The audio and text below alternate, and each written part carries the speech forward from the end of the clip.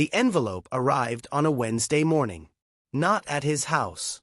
At his desk on the 17th floor. Gabriel Mendoza opened it between meetings, with his coffee still warm in his hand. It was from the bank. The third one in 2 months.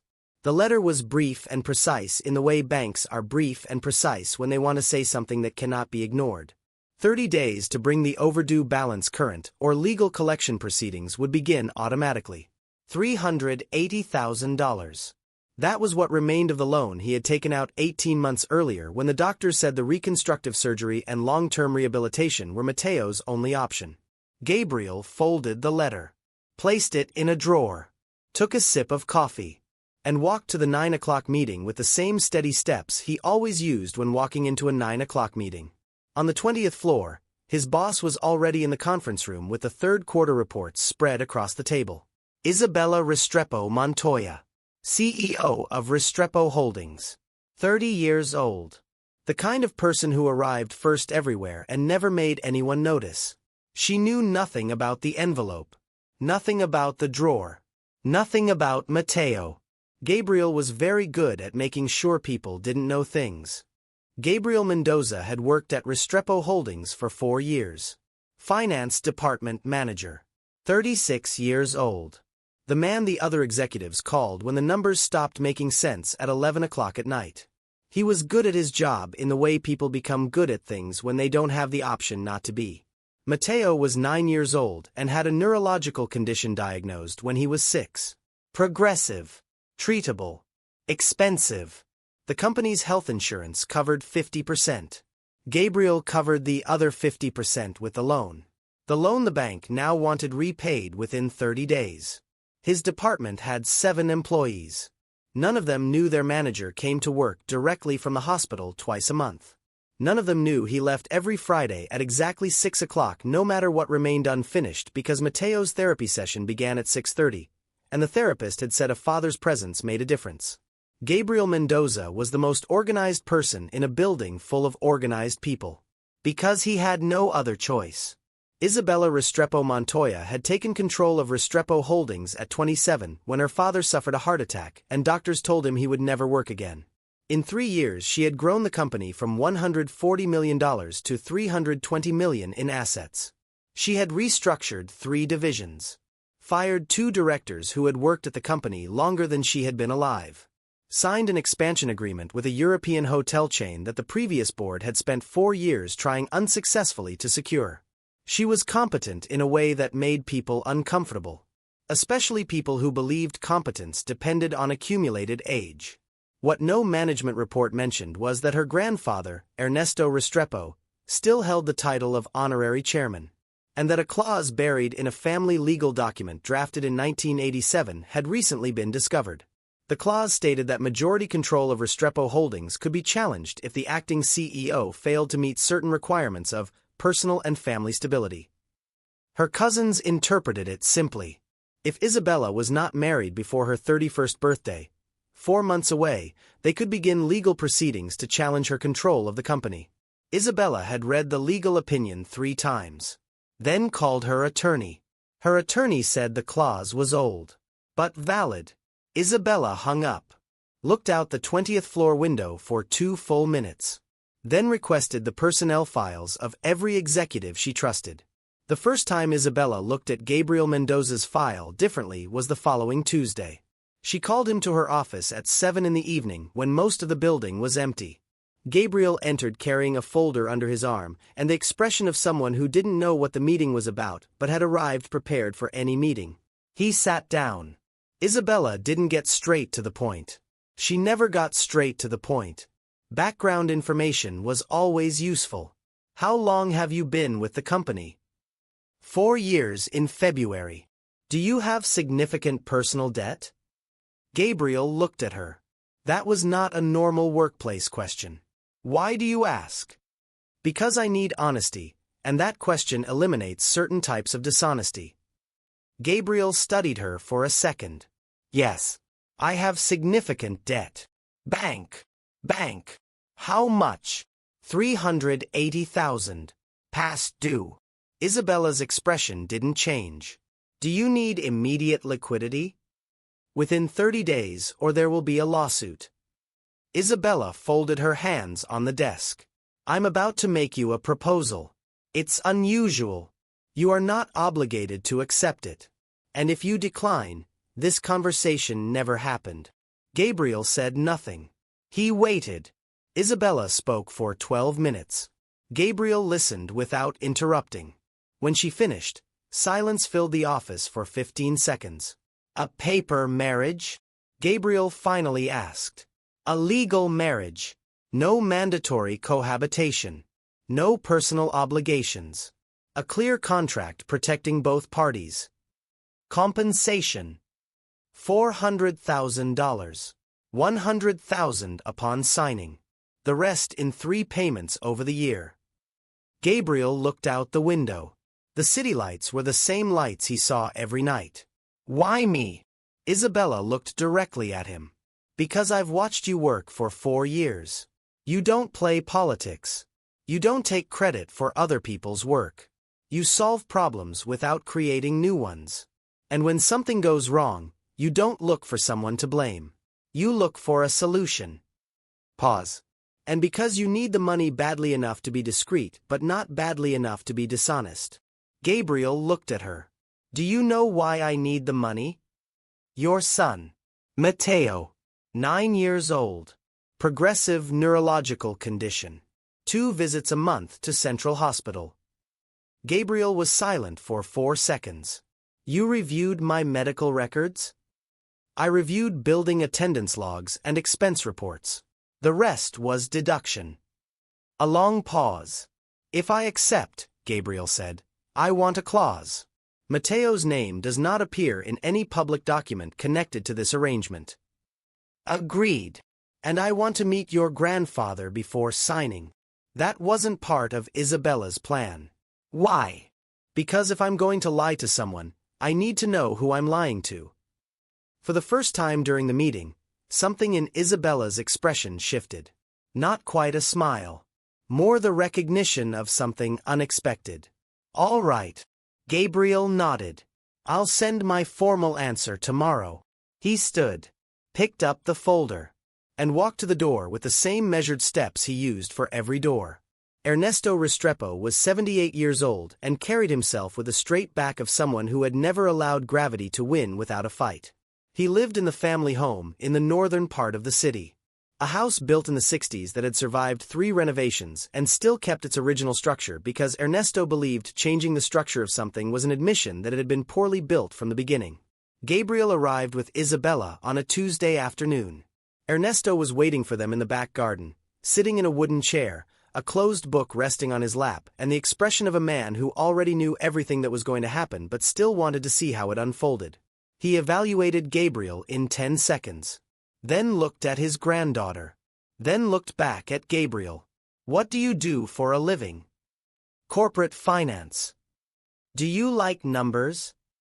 Numbers don't lie. I find that valuable. Ernesto nodded slowly. And my granddaughter? Do you find her valuable too? Gabriel didn't hesitate. Your granddaughter is the most competent person I've met in 4 years of work. I find that valuable too. Ernesto studied him for another moment. And the flaws? Have you found those yet? Gabriel glanced at Isabella.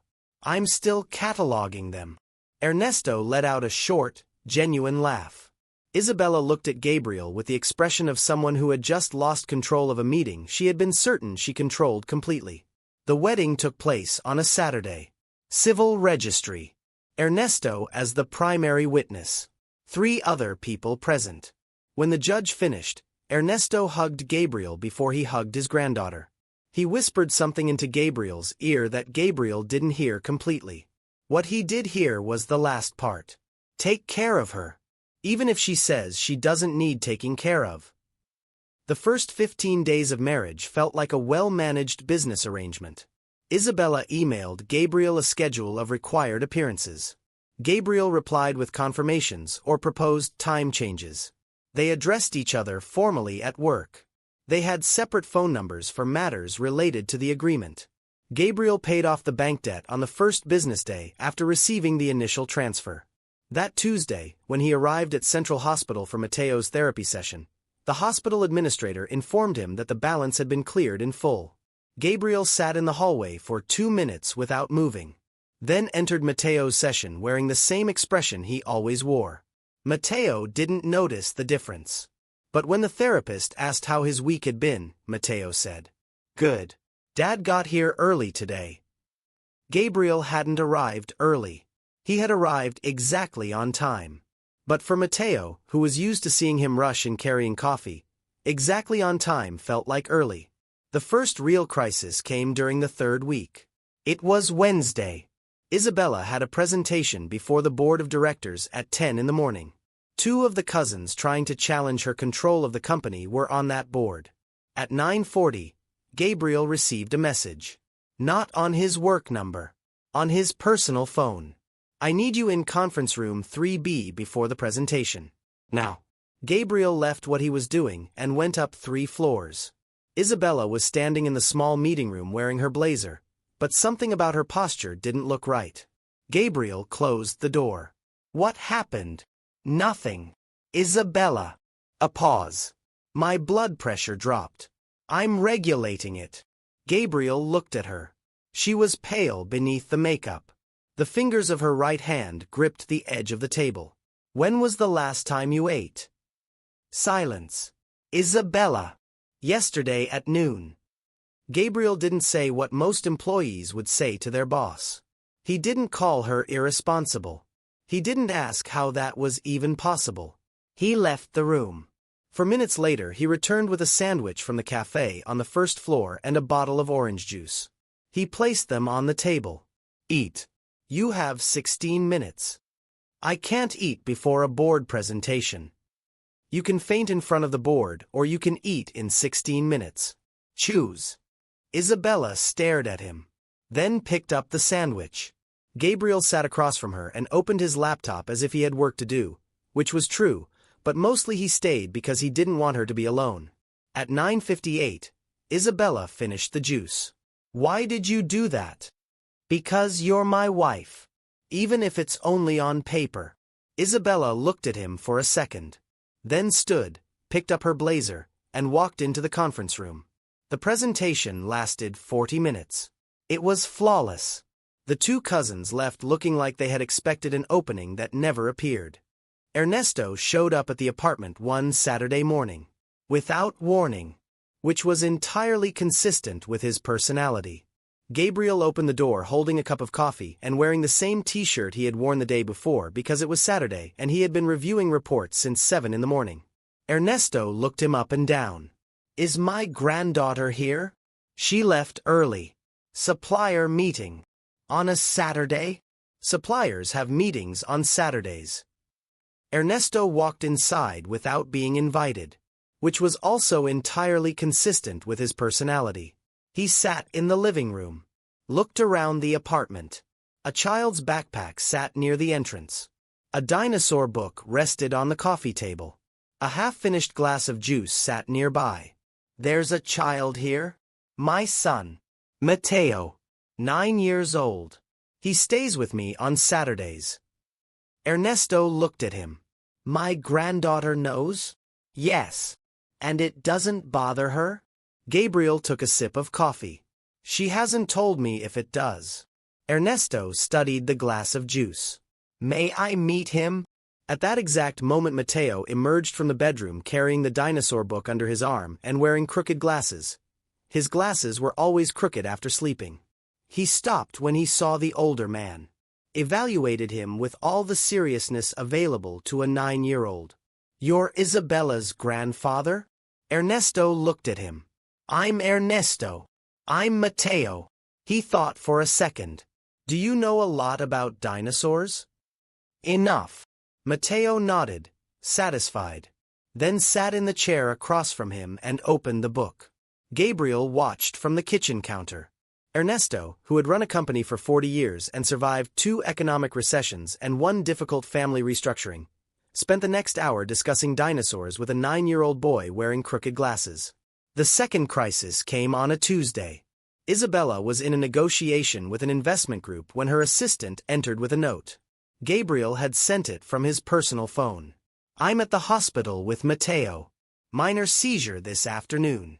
He's stable. Just in case you need to know where I am. Isabella read the message twice. Requested a 10-minute break. Walked into the hallway. And dialed his number. Gabriel answered on the second ring. How is he? Stable. They checked him. Adjusted the medication. Are you alone? A pause. Yes. Isabella looked down the corridor. I'll be done in 2 hours. You don't have to. I'll be done in 2 hours, she repeated. Then hung up. When Isabella arrived at Central Hospital at 7:15 that evening, Gabriel was sitting in the pediatric waiting room holding a cold coffee and a tablet full of reports he hadn't read. Matteo was already asleep. Isabella sat in the chair beside him. For a moment she said nothing. Then she asked, "What do you need?" Gabriel looked at her. Almost nobody ever asked him that directly. Nothing. It's over now. What do you need tomorrow? This week. Gabriel thought. The auditors meeting Thursday. If I can move it to Friday or Monday. Done. What else? Nothing else. Isabella nodded. They remained in the waiting room for another 40 minutes. They didn't talk much.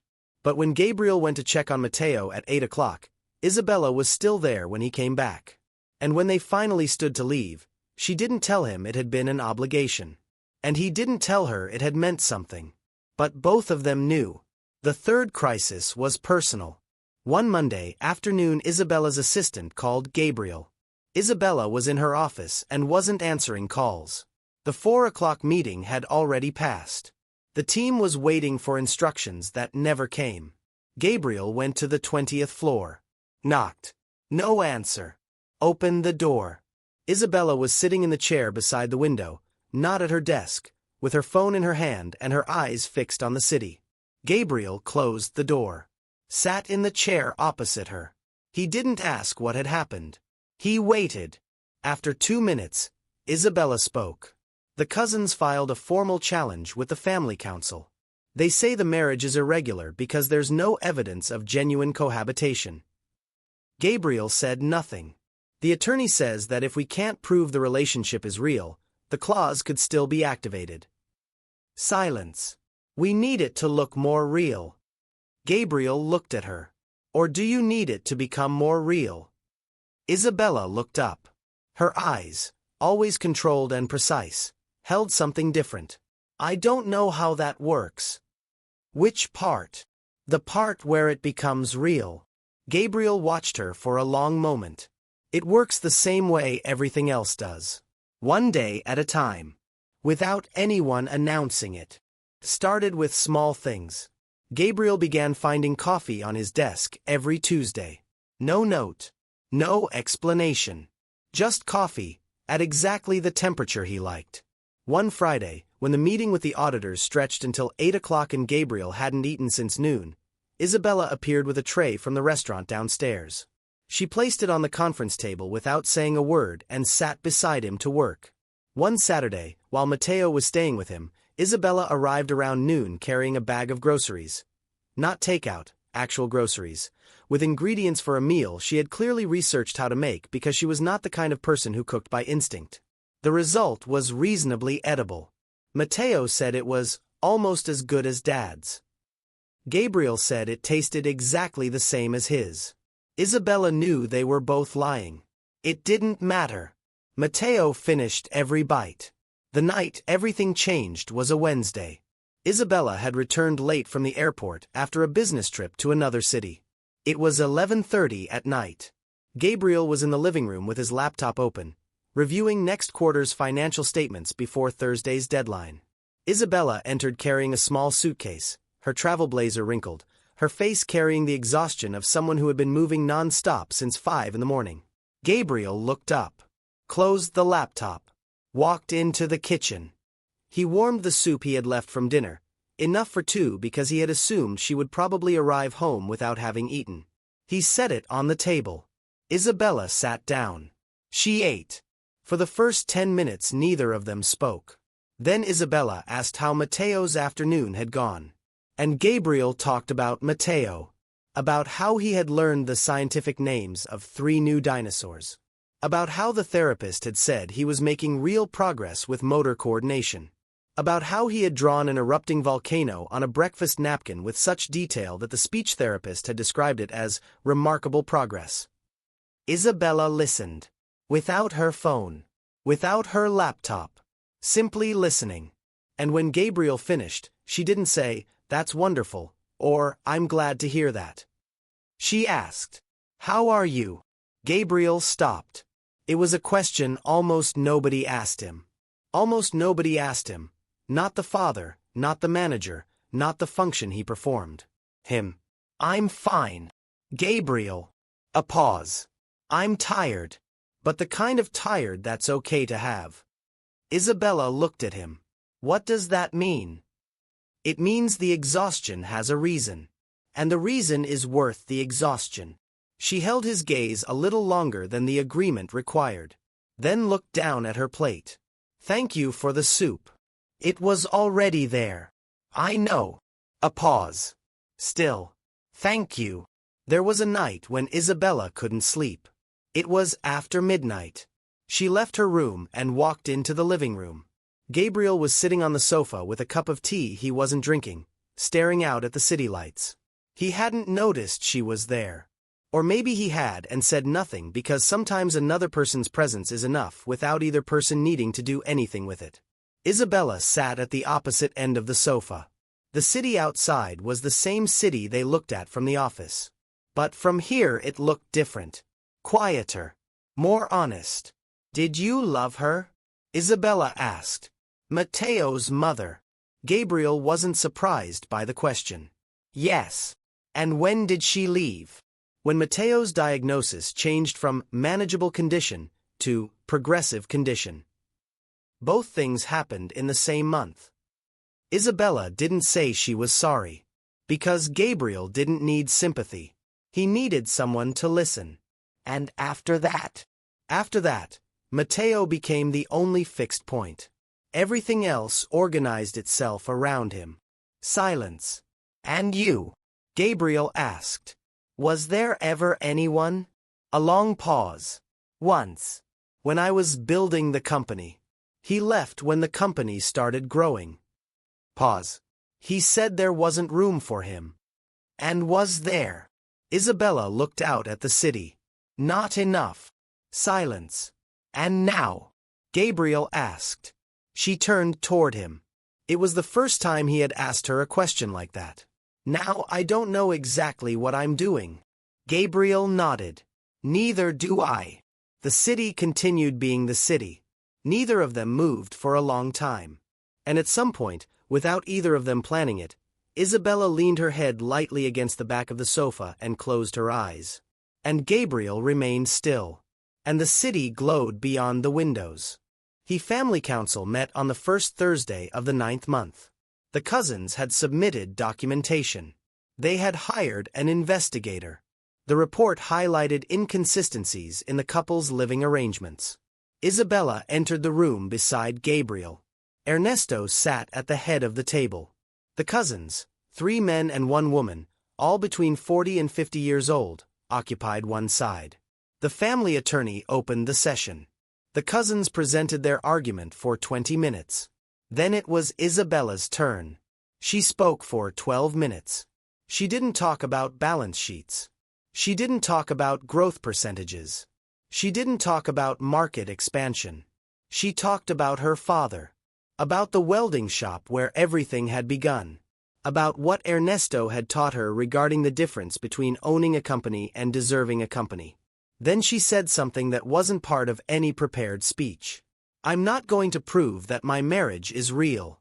I'm going to tell you what is real. This man has taken care of me in ways no one in this room has ever seen. He has been present when I never asked anyone to be. And his son taught me, without realizing it, that there are things more important than a quarterly report." The room fell silent. Ernesto looked at his granddaughter with an expression she had never seen before. "And if that isn't enough for this table," Isabella continued, "then the problem is not my marriage." Outside in the hallway, while the attorneys deliberated, Gabriel and Isabella sat in 2 chairs against the wall. Gabriel stared at the floor. Isabella stared down the corridor. "Why did you say that?" Gabriel asked. "Because it was true. All of it." Isabella looked at him. "All of it." Gabriel nodded slowly. "Isabella." "What?" "The contract ends in 3 months." Silence. "I know. I don't want it to end." Isabella looked at him.